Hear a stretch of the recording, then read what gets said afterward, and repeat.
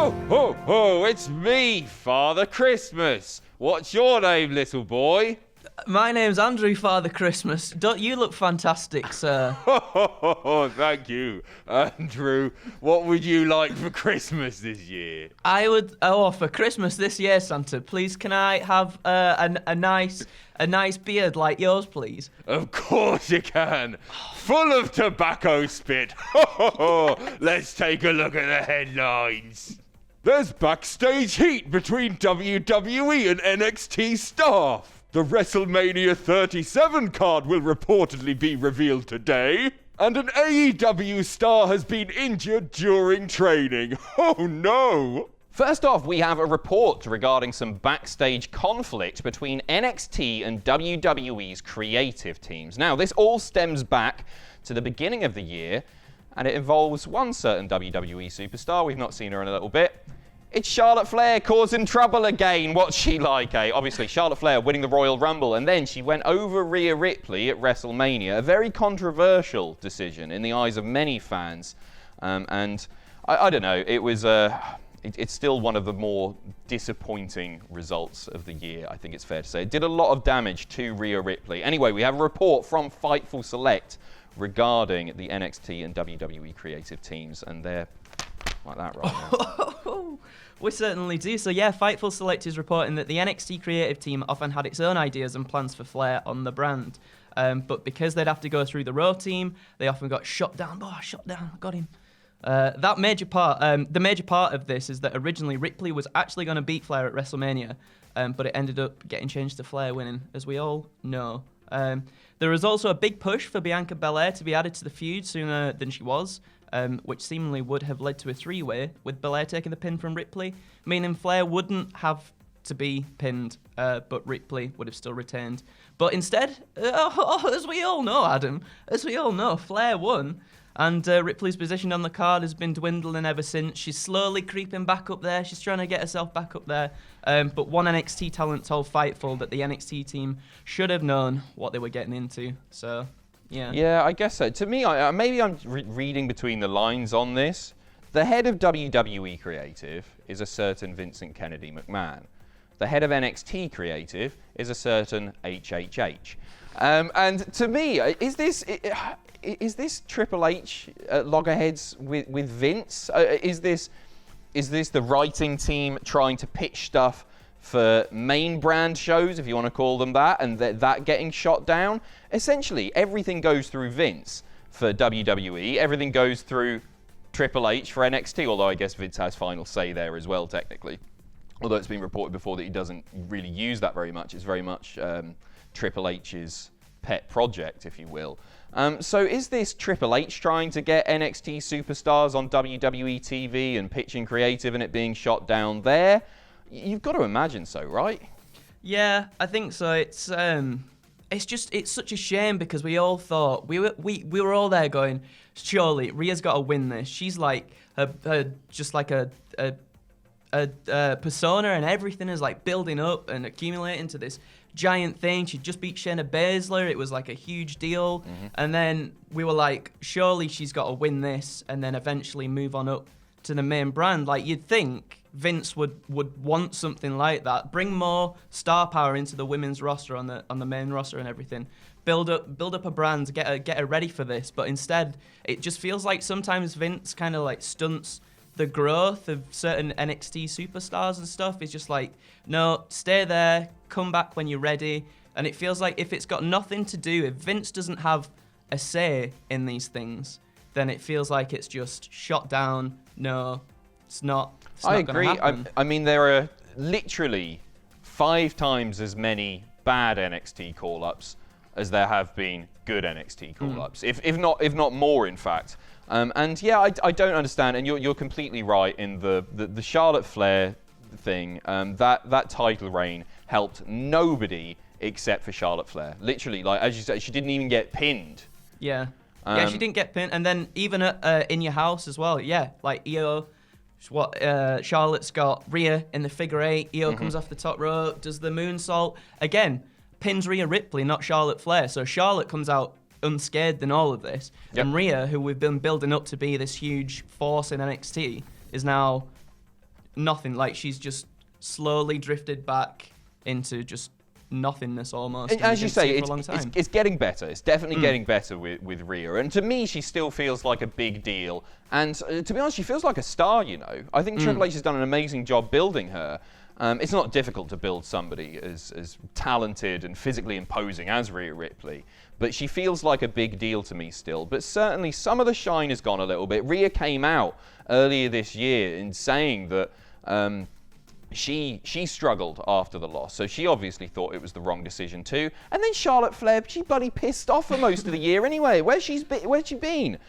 So yeah, it's a really frustrating one, and it's just another example of NXT talent not being treated properly. But there you go, that's Vince. So there's already lots of discussion regarding next year's WrestleMania card. We've heard rumors and we've seen reports of Roman Reigns versus Daniel Bryan. Roman Reigns versus Big E. Roman Reigns versus Goldberg, maybe.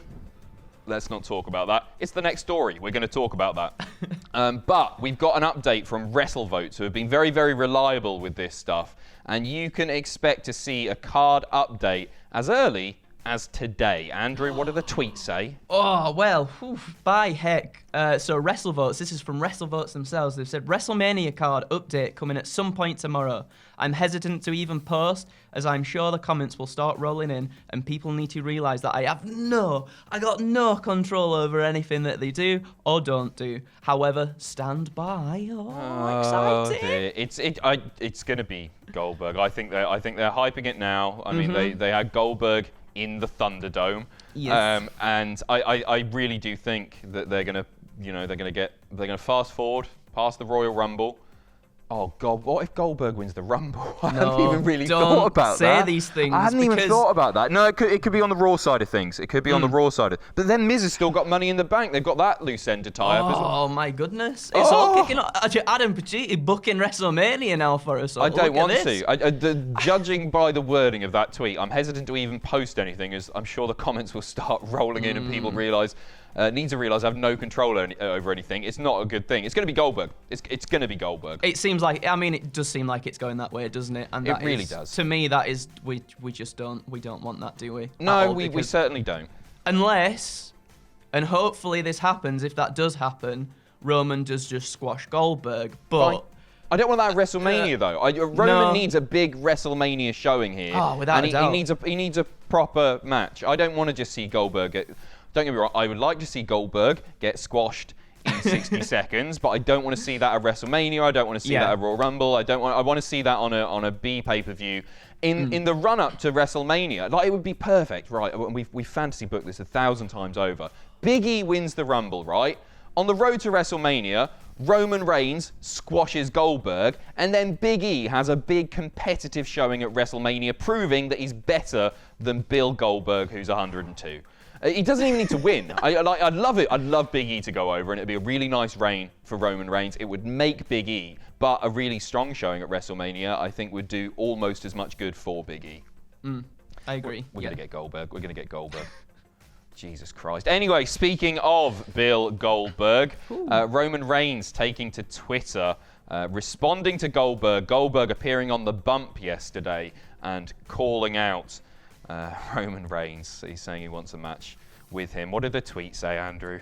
The tweet said, I never wait in line. I am the attraction and I choose who's next. And that's Kevin Owens. Hashtag WWE TLC. Hashtag Island of Relevancy. Tongue twister. Island of Relevancy. I like that. Yeah. So there you go. I mean, that's something to get excited about. Obviously, Roman's going over and everything, but Kevin Owens and Roman Reigns should have a really good match there. He's got the branding in. Roman Reigns is saying his focus is on Kevin Owens, but we'll get there, won't we? Of course we'll get there. Sure like he would have been told to say that on The Bump. That's not Goldberg shooting. That's them building to something. It goes without saying. Give us Rock Reigns at How WrestleMania. cool would that be? That's all That I would be want. so That's good. all I want. If we can't have Big E, we can have Big E. If you're not going to give us Big E, give us Rock Roman. But I want to see it in front of a big crowd, and that might not be possible.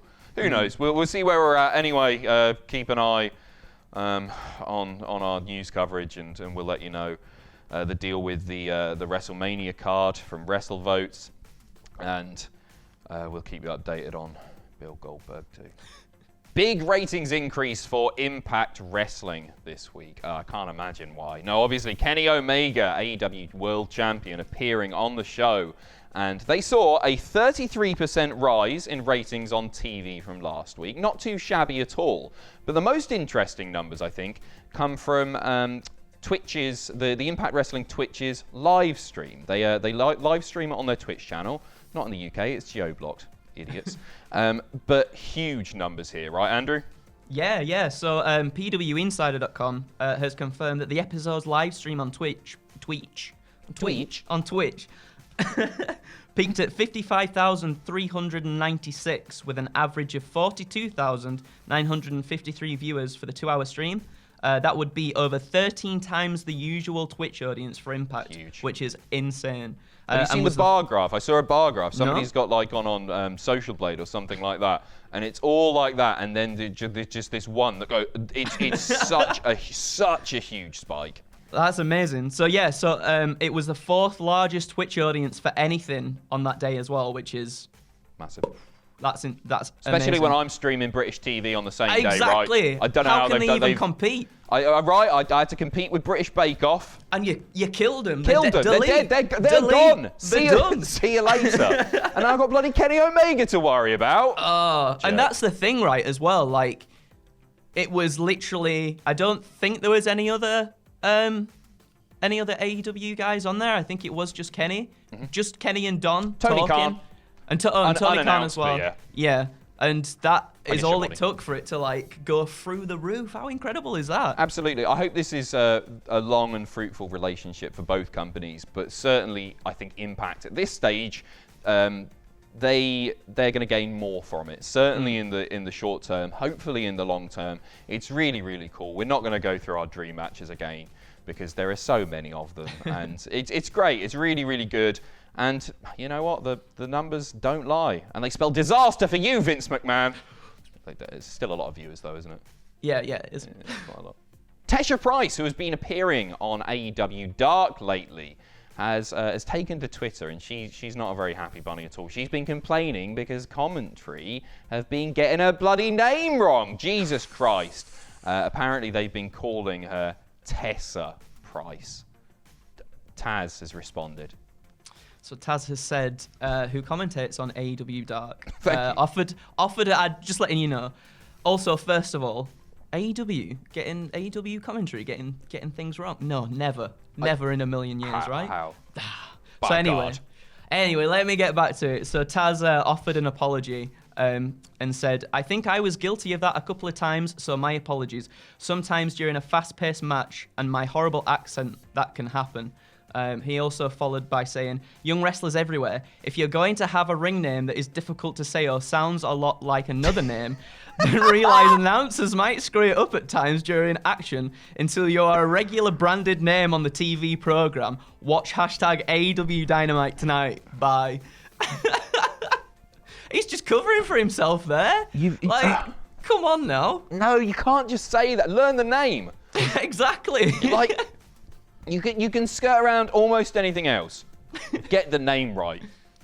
The name's quite an important one. Yeah. And it goes out after. Somebody could have got in Taz's ear and gone, "Oh, by the way, it's Tesha. It's not." Or they could have re-recorded just the odd lines. They could have put that in later. It's not a live show. What's going on? But the lesson is learn your talents. Names. Anyway, in more AEW news, AEW has announced that the next big special episode of AEW Dynamite they'll take place on December the 30th and January the 6th. One of those dates is already a little bit familiar because NXT announced that they're holding their New Year's Evil show on January the 6th. So they're going, but AEW are doubling it. You're getting 2 special episodes. Tell us more, little Andrew. My goodness. So the 2-night show is called New Year's Smash. But we don't really have any more details about that yet. As far as the card goes, nothing's Yeah, been as far as the announced card at this point. goes. Yeah.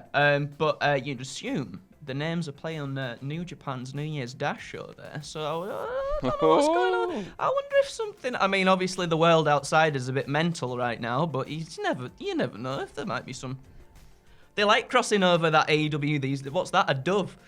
I have no idea what you're going. It's like a Napoleon Dynamite, that. Just a dove thing. But you never know. AEW like doing these naughty little crossovers recently. I wonder if it might just be a play on the name, but you never know if something could. Wishful thinking, maybe. I don't know. No, it might not be. It might not be. Also, there's been a big celebrity guest announced for this, and I'm buzzing about this. You may recognise this name from the Just Eat adverts. We are talking about none other than the DOGG, not Road. Snoop. Snoop's going to be there. Snoop Dogg will be a guest for night 2. Obviously, he's no stranger to professional wrestling. Sasha Banks is going to be livid. She'll be so annoyed. Unky Snoop. Snoop Dogg versus Kenny Omega. Confirmed. Right here. Breaking news right now. Snoop Dogg versus Kenny Omega. So yeah, expect to see Snoop Dogg there. We're moving on with more AEW news, in fact. And unfortunately, Penta L0M has been legitimately injured. This comes courtesy of Body Slam. Andrew. Yeah, so Body Slam have said, I have an update on the status of Penta.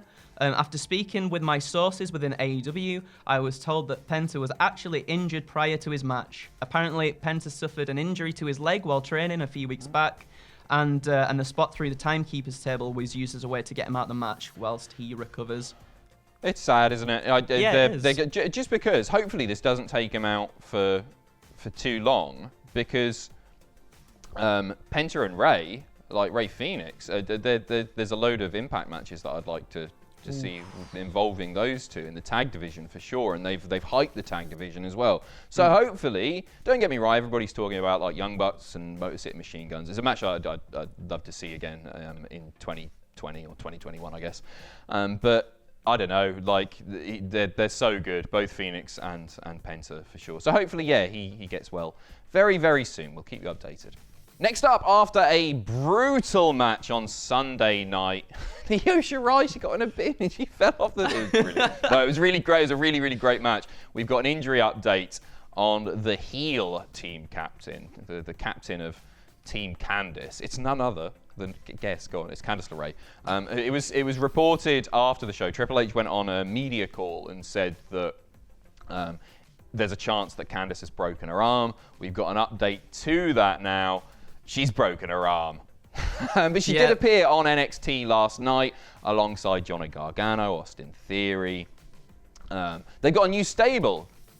They do, right? yeah. Indie as well, sorry. Yeah, Apologies. Indie as well, yeah. Called The Way. And Tom tweeted out a nice picture today of, you remember Knuckles, Ugandan Knuckles, The Way?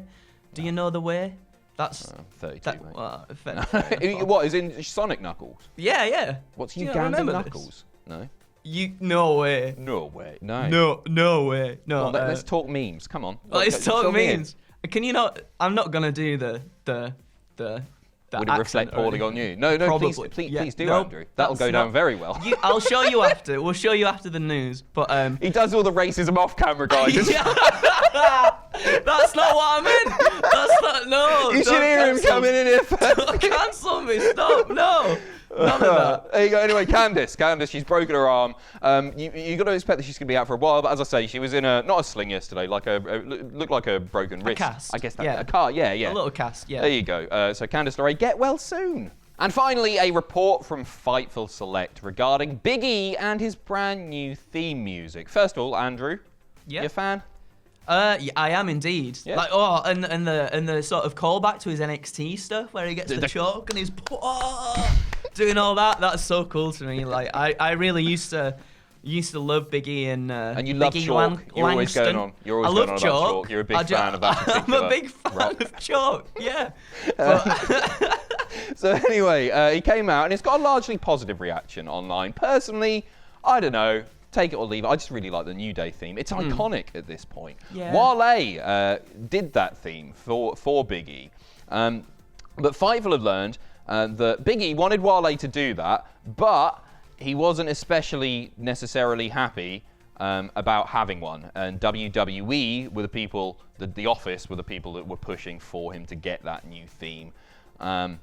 And it was apparently also supposed to debut a while ago during the Big E versus Sheamus feud, which I thought was fantastic, by the way.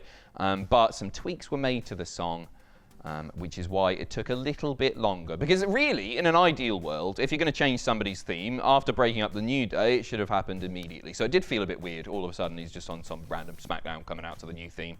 Yeah. But there you go. As long as you're a fan of it, Andrew, that's all that really matters to me. I quite like it. It feels like, it feels I don't like know. Chalk, doesn't it? It does. It feels like, yeah, it does. But it's as pleasant as chalk, I would say. Yeah? Do you like chalk? It's all right. It's not one of my favourite minerals. It's all right. What's your favourite one? Salt. Yeah, salt's all right, isn't it? Yeah, that kills salt. you though. That if you have too much of it. Same with Chalk. chalk. It's fine. Yeah, go on, you eat No, a load of chalk. sticks If you of got chalk. enough chalk, if you got enough chalk on your hands and you're climbing, you're right. You can stick to walls for days then. Well, you do that with salt as well. No, I don't. Right. Anyway, that's your news. See ya.